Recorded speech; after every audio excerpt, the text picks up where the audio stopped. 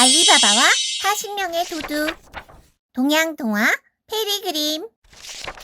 옛날 페르시아의 어느 고을에 카심과 알리바바라는 형제가 살고 있었습니다. 형 카심은 돈 많은 장사치였지만 아우 알리바바는 가난한 나무꾼이었습니다. 그래서 알리바바는 날마다 당나귀를 끌고 숲으로 가서 나무를 해다가 팔았습니다. 그러던 어느 날 알리바바는 숲속 깊숙이 들어가게 되었습니다. 그때 멀리서 여러 마리의 말이 달려오는 소리가 들리더니 흙먼지를 일으키며 금세 알리바바가 있는 쪽으로 왔습니다. 도둑들이구나. 알리바바는 숨을 곳을 찾느라 사방을 둘러보았습니다. 다행히 큰 바위 벽으로 가로막힌 나무가 무성하게 자라있는 곳이 눈에 띄었습니다. 알리바바는 얼른 바위 뒤에 숨었습니다. 40명의 도둑대는 알리바바가 숨어있는 나무 밑에 와서 멈추었습니다. 두목이 말에서 뛰어내리더니 바위 벽 앞으로 다가가서 두 팔을 벌리며 외쳤습니다. 열려라 참깨! 그러자 신기하게도 바위 벽이 문으로 활짝 열리는 게 아니겠어요? 도둑들이 모두 동굴 속으로 들어가고 나자 바위 벽은 스스로 닫혀버렸습니다.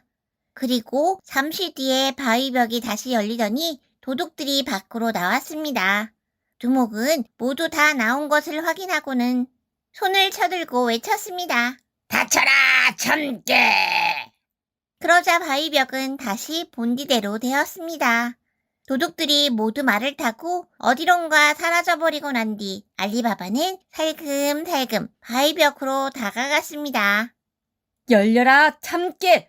도둑이 하던 대로 알리바바가 외치자 바위 벽이 열렸습니다. 동굴 속으로 들어간 알리바바는 깜짝 놀랐습니다. 금돈과 보석들이 산더미처럼 쌓여있질 않겠어요? 당나귀 3마리에 실을 만큼의 금돈이라면 가져가도 눈치채지 못하겠지? 알리바바는 3마리의 당나귀에 금돈을 가득 싣고는 동굴을 나왔습니다. 그리고 큰 소리로 외쳤습니다. 닫혀라 참깨! 바위벽이 닫히자 알리바바는 유유히 돌아왔습니다. 알리바바가 집에 돌아와 아내에게 금돈을 보이자 아내는 너무 기뻐서 어쩔 줄을 몰랐습니다. 여보, 얼마나 되는지 말로 대어보아요. 제가 말을 빌려올게요. 알리바바의 아내는 카심의 집으로 가서 말을 가져왔습니다. 뭘 대라는 걸까? 카심의 아내는 고개를 갸웃거리다가 말 밑바닥에 기름을 발라놓았습니다. 알리바바와 아내는 말로 금돈을 대기 시작했습니다. 한 말, 두 말, 서말. 금돈은 생각했던 것보다도 훨씬 많았습니다. 그런데 말 속에는 금돈이 한 입 남아있었습니다. 카심의 아내가 발라놓은 기름 때문에 붙어있었던 것입니다. 그러나 알리바바와 아내는 그걸 전혀 알지 못했습니다. 그래서 금돈이 붙어있는 말을 그대로 카심의 아내에게 돌려주고 말았습니다. 여보 이것 봐요. 사방님이 말로 될 만큼 많은 금돈을 가지고 있나 봐요. 카심의 아내가 말 속을 보면서 크게 소리쳤습니다. 금돈? 그 가람뱅이가 금돈을 말로 된다고? 카심은 까닭을 알아보러 알리바바네 집으로 갔습니다. 마음씨 착한 알리바바는 자기가 겪은 일을 형에게 죄다 이야기해 주었습니다. 그러자 욕심쟁이 카심은 큰 자루를 가지고 곧장 숲으로 갔습니다. 카심은 동굴에 들어서자 눈이 휘둥그레진 채 정신없이 보석이랑 금돈을 자루에 담았습니다. 그리고 동굴을 나오려고 입구 쪽으로 다가가서 큰 소리로 외쳤습니다. 열려라 보리! 그러자 바위벽은 열리지 않았습니다. 카심은 그만 조문을 잃어버렸던 것입니다. 열려라 비리! 열려라 완두콩! 열려라! 아! 카심은 보물더미 위에 털썩 주저앉아 울부짖었습니다. 바로 그때 바위벽이 스르르 열렸습니다. 그리고 40명의 도둑이 우르르 들어오더니 카심을 발견하고는 그대로 칼로 목을 쳤습니다. 밤이 되어도 남편이 돌아오지 않자 카심의 아내는 알리바바에게 달려가 형님을 찾아달라고 부탁했습니다. 알리바바는 형을 찾으러 숲으로 갔습니다. 그리고 동굴 속에서 형이 죽어 있는 것을 발견하고는 형이 푹신한 융단에 싸서 당나귀에 싣고 집으로 돌아왔습니다. 알리바바는 형님 댁으로 가서 절대로 형이 죽었다는 이야기를 해서는 안 된다고 형수에게 일러두었습니다. 만일 도둑들이 알면 이번엔 형수님이 위험합니다. 카심의 아내는 이 말을 듣고 벌벌 떨었습니다. 알리바바는 하녀인 모르자나에게 빨리 약국에 다녀오라고 했습니다. 형님이 벽이 나서 죽은 것으로 꾸며야 해. 그러니까 어서 가서 형님이 병으로 고생하고 있다고 말해도. 영리한 모르자나는 알리바바가 시키는 대로 약국에 가서 슬픈 얼굴로 말했습니다.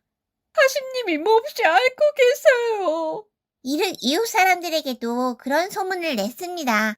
얼마 후 마침내 모르자나가 울면서 동네 사람들에게 말했습니다. 하심님이 돌아가셨어요. 그동안 몹시 앓으셨거든요. 모르자나는 이렇게 소문을 퍼뜨린 뒤 구두방 주인에게 달려가 특별한 부탁을 했습니다. 금돈을 달라는 대로 드릴 테니 그 대신에 눈을 가리고 저를 따라와 주세요. 모르자나는 구두방 주인을 어두운 방으로 데리고 들어가서 눈가리개를 풀었습니다. 저 이목과 몸뚱이를 감쪽같이 꿰매주세요. 구두방 주인이 일을 마치자 모르자나는 그에게 다시 눈가리개를 하게 하고 구두방까지 데려다 주었습니다.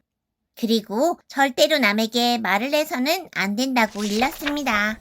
카심의 장례식 날 동네 사람들은 카심의 시체를 보고 병으로 죽었다고 생각했습니다. 그날부터 알리바바와 아내는 카심의 집에서 살게 되었습니다. 한편 동굴로 돌아온 도둑들은 시체가 없어진 것을 발견하고 저마다 큰 소리로 떠들어댔습니다. 저기를 짝패가 있었던 거야? 우리의 비밀을 안 이상 살려줄 수 없어. 죽여야 해. 그러자 보두목이 말했습니다. 두목님, 40명이 모두 마을에 가면 의심을 받을 테니 제가 혼자 살펴보고 오겠습니다. 나그네로 변장한 도둑이 아침 일찍 마을에 도착하여 구두방 앞을 지나다 보니 구두방 주인이 벌써 일을 하고 있었습니다. 영감님, 아직도 어두컴컴한데 용케도 구두를 꿰매시는군요. 도둑이 다가가서 상냥한 목소리로 말을 건네자 나는 이보다 더 어두운 방에서 시체를 꿰맨 일도 있다네. 하고 태연하게 대꾸했습니다. 도둑은 옳았구나 생각했습니다. 영감님, 그게 정말입니까? 도대체 그게 어느 집이지요? 구두방 주인은 눈을 가리고 갔기 때문에 어느 집인지 알 수 없었다고 말했지만 도둑은 금돈을 주고 꼬드겼습니다. 영감님, 또 눈을 가리고 가면 찾을 수 있잖아요. 도둑의 꼬드김에 넘어간 구두방 주인은 눈을 가린 채 걸었습니다. 그리하여 마침내 카심의 집 앞에 이르렀습니다. 도둑은 카심의 집 대문에 백목으로 가위표를 해놓고 숲으로 돌아갔습니다. 이튿날 모르자나는 대문에 가위표를 보고 도둑들이 그려놓은 곳이라고 생각했습니다. 그래서 모르자나는 다른 집들의 대문에도 똑같이 가위표를 했습니다. 그리하여 다음날 마을에 온 도둑들은 허탕을 치고 숲으로 돌아갈 수밖에 없었습니다. 며칠 뒤 다른 도둑 한 명이 알리바바의 집을 찾아와서 이번에는 붉은 가위표를 해놓았습니다.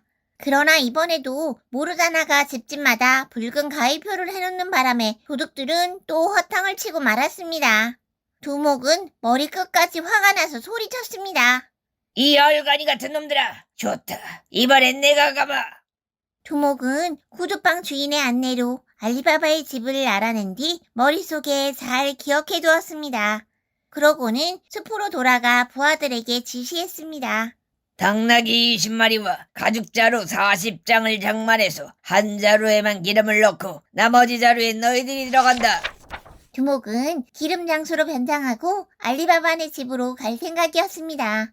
너희들은 놈들이 모두 잠들 때까지 자루 속에서 꼼짝 말고 있다가 한밤중에 나와 놈들을 몰살시키는 거야. 이튿날 저녁 때 두목은 20마리의 당나귀를 이끌고 알리바바의 집으로 와서 말했습니다. 주인날이 기름 40자루가 있는데 사지 않으시겠습니까?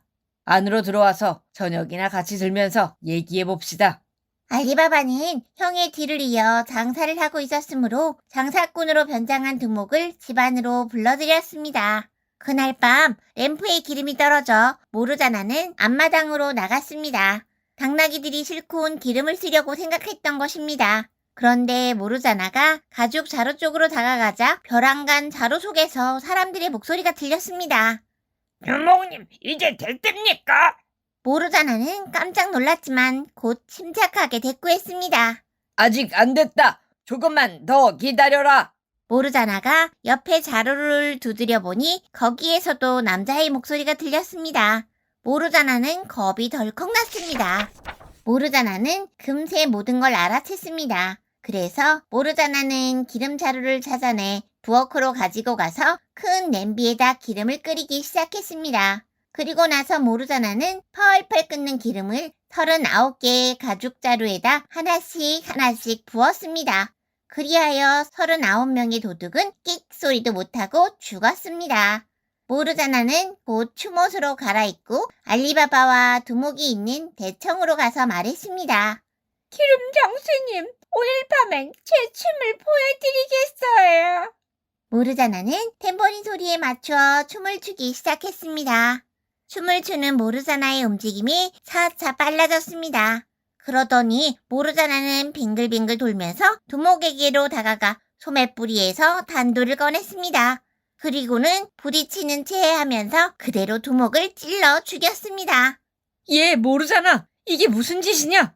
알리바바는 영문을 몰라 얼굴이 새파랗게 질렸습니다. 알리바바님, 이 사람은 도둑의 두목입니다. 모르자나는 그에게 모든 것을 이야기했습니다. 고맙다. 네 덕분에 우리가 살아났구나.